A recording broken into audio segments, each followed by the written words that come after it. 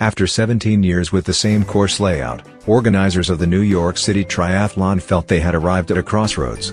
Quite literally. After swimming nearly a mile in the Hudson River and biking 25 miles along the West Side Highway and beyond, racers setting out on the final leg, a 10-kilometer run in Central Park, were long used to a course along the wooded hills that make up the northern section of the park. But this year, for the first time, those haunting inclines will be ignored. Instead, runners will follow a more southerly, flatter route in the park, bringing them closer to Midtown Manhattan, closer to the skyscrapers and horse-drawn carriages, Columbus Circle and Carnegie Hall. The hope is that the more scenic route will draw more participants to the event, one of the largest triathlons in the country, and maybe help them forget that, not long earlier, they had been swimming in the Hudson River.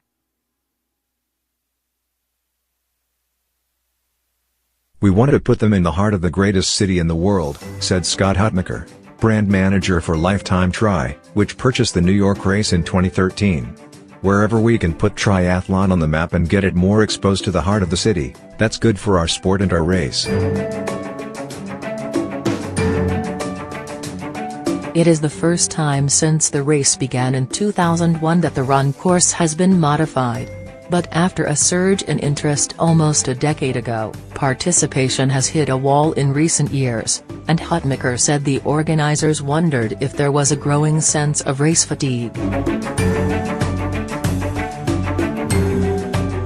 In 2010, the event was booming enough to institute a lottery system for entrants, similar to the New York City Marathon.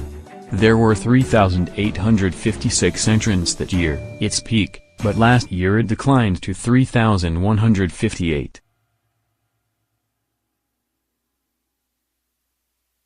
This year, the event removed the lottery but also expanded the available field to 5,000 from 4,000.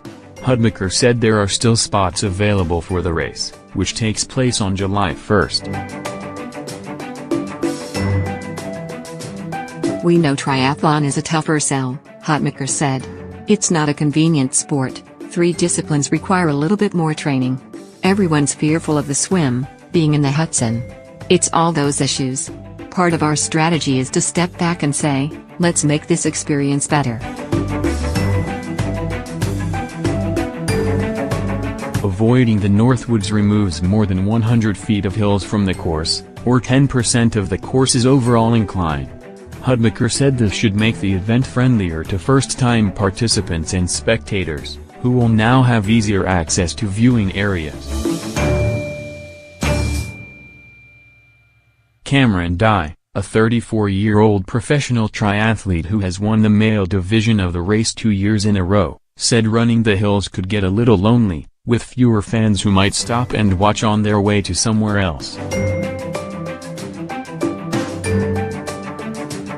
But he also fretted that a flatter running course might eliminate part of what he sees as his competitive advantage by training in Boulder, Colorado.